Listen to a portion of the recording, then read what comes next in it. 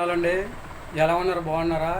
దేవుడిచ్చిన మహాఉచ్చరమైన కృపను బట్టి లూకా సువార్త 1వ అధ్యాయంలో ఆయనకు భయపడే వారి మీద ఆయన కనికరము తరతరములు ఉంటుందని చెప్పేసి దేవుడు తన పరిశుద్ధ లేఖనం ద్వారా చదివిస్తున్నాడు అనమాట అండి.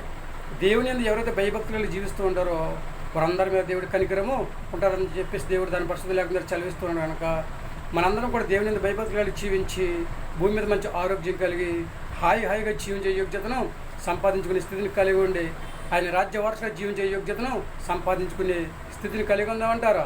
ఏమంటారు? మీ ఆలోచన మీదేనండి.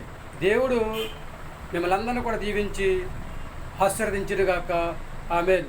దేవుడు మనందరికీ కూడా ఆయన యందు భయభక్తులు కలిగి జీవించే యోగ్యత దేవుడు మనందరికీ దయచేయను గాక. ఆమేన్. మరి జీవిస్తారా దేవుని యందు భయభక్తులు కలిగి? ఏమంటారండి?